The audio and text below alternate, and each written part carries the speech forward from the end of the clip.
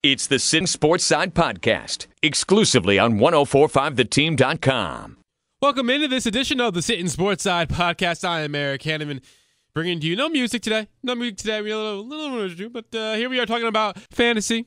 That's what this podcast is all about, and another one of our series, and we're starting off with the worst position in the history of fantasy baseball. I don't know about in the history, maybe the history, but definitely in modern times, and concluding this year. It's going to be a relatively short podcast, and let me just intro what I expect to do on this podcast for these rankings and whatnot, and they're going to be relatively short, at least for fantasy.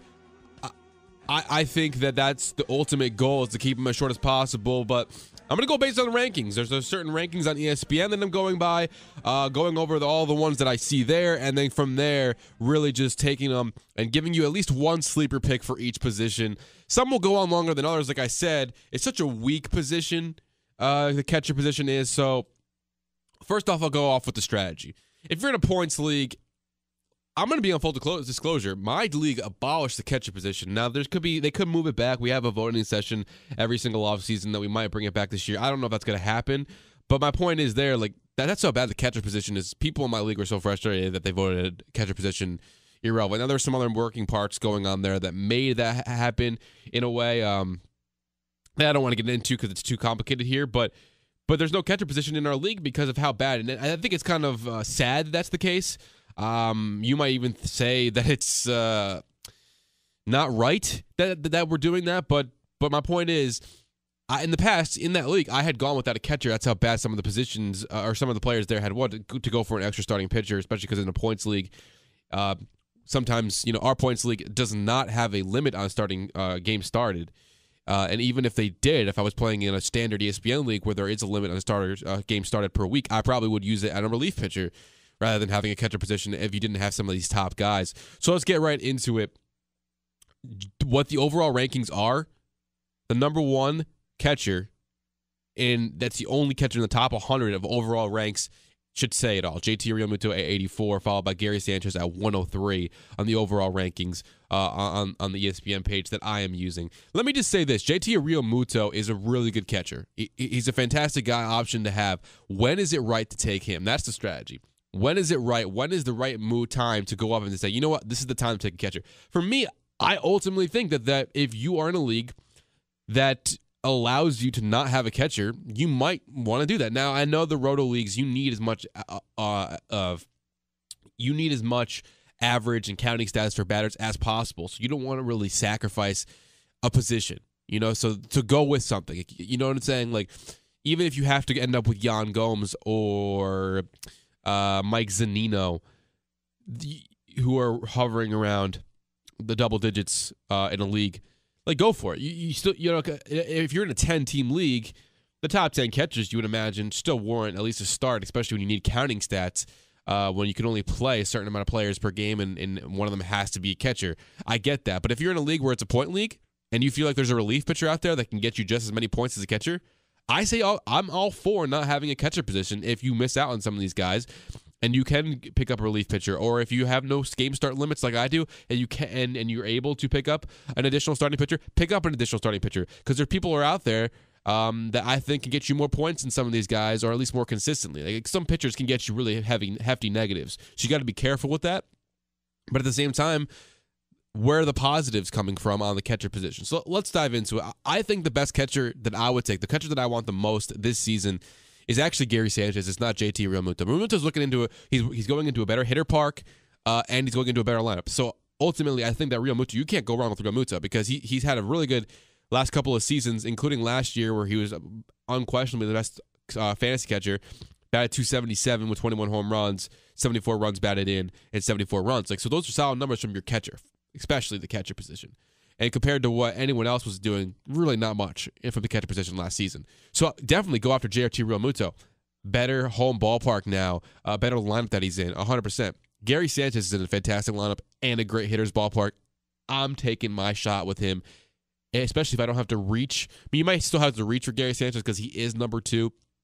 If I'm not reaching for Real Muto, and then I'm probably gauging in my draft where Real Muto comes off the board and then thinking about, all right, now I might have to pull the trigger on Gary Sanchez earlier than I thought, maybe, potentially, I don't know, but that's my position right now. I want Gary Sanchez. I don't necessarily want to be the guy that takes JT Real Muto unreasonably high, and that's where, will Sanchez go unreasonably high if Real Muto goes unreasonably high in your draft? Probably. When someone, drops the market on the catcher, Sanchez will probably go relatively quick, but that's my goal in the draft, is to say, you know what, let me find out where Real Muto goes, and then I'll make my call on whether that's too early to take Sanchez or the right time.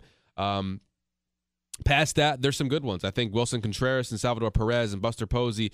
Posey might not play catcher, which is a big thing for this position. Like, he might not catch as much. There's that hip concern. So if he plays first base a lot, his numbers are substantially better offensively the last couple of years when he does play first base and doesn't play catcher. So that's a big plus if he's eligible, which he is at the catcher position.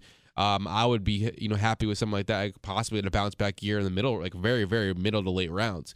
So that's very important. Wilson Ramos, I think, is a really intriguing option for the Mets. He's right around where Yadi Molina is and in Yasmani Grandal. So I'm really looking forward to that kind of range.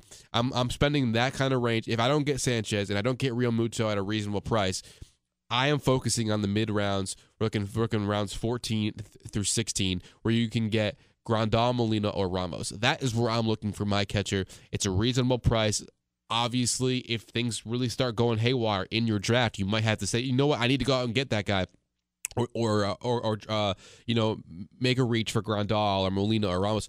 I am okay with maybe a round or two ahead, but if I'm getting one of those three within 14 rounds, 14 through 16, or 14 through 17, really, I am very, very happy with that, especially Ramos around the 15th or 16th round. You're probably pretty set in certain other areas of your draft, and then you take your chance on Wilson Ramos, who I think is going to have a really good year with the Mets. He's going to be in the heart of that order, or at least I would imagine probably at least the fifth, in an improved lineup. I think that's where it comes down to me. It's an improved lineup, and he's a big part of why that is an improved lineup. The problem is the health there. I get that he's not always on the field 100% of the time, and that could be an issue, especially when the backup options aren't great.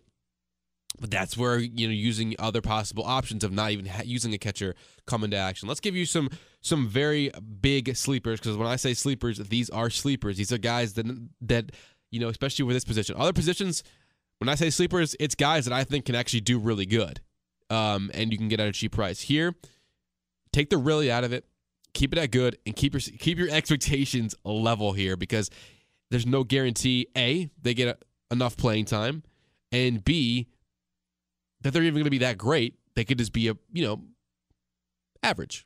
And that is what you're looking for a lot at this position, especially in your roto leagues and your category leagues out there that are really important to have, to use every possible position to get the counting stats. Number one for me is Francisco Mejia. Now, he's in San Diego. He could be traded. Probably not going to happen, but he could be traded if they decide to trade for a starting pitcher before the season. It's kind of getting late for that. I don't think it's going to happen. It could be traded mid-season, so keep your eye on him throughout the year. In this case, problem is you have Austin Hedges ahead of him in the catching depth chart. Good news is this guy has played third base in the past, and right now, as this podcast is being recorded, San Diego has not signed Mike Moustakas or Manny Machado or anybody to fill that role. Now, they do have, of course, the Fernando Tatis Jr. of the world ready to take over at shortstop, which would probably push Luis Ortiz at third base. Don't know when that's going to happen. My point is that there could be path to playing time for a catcher-eligible player like Francisco Mejia elsewhere. Not necessarily just a catcher. He could play the outfield, which is kind of crowded there, mind you, and he can play third base, and that is huge. If he can get time at third base with the catcher eligibility, he could be a really huge sleeper in the catcher position. I mentioned Yan Gomes. I think he could be a big part if he gets the lion's share of the time with the Washington Nationals. That's a really good lineup that he can be a part of. He's shown flashes in the past of certain power and being able to get on base. Those can lead to some good counting stats. And the last guy that I'll give you, who is really, really fun, not necessarily just a sleeper, but he's a really fun player to watch. I don't know if you watched him last year. He had one of the best home run hits during the Venezuelan Winter League this year. But Williams Astudillo, I mean, he's a really fun player to watch. Look up the highlights. He had a fun moment against the Yankees last season. But in limited time last year, he batted .355, 3 home runs in just under 100 at-bats. So if you give this guy 400 ABs in the season, he's going to get you 12 to 15 home runs possibly. The average, can this be sustainable? Probably not, but it's actually a decent average. So I don't know where the Twins are going with their catcher position. I know that there is a potential for them to give him the lion's share of the time as their backstop. But I also do know that Jason Castro is still on the roster and that they still want to be able to use him. And that's where it comes into, like, really, I get maybe defensively you might want to go Castro, but I think Ostudio definitely deserves some look. I'm not sure he's a guy you want to draft per se. He's probably more of a guy you want to keep a tabs on. But let's not forget that Castro was not only injured last season, but was really bad when he did play.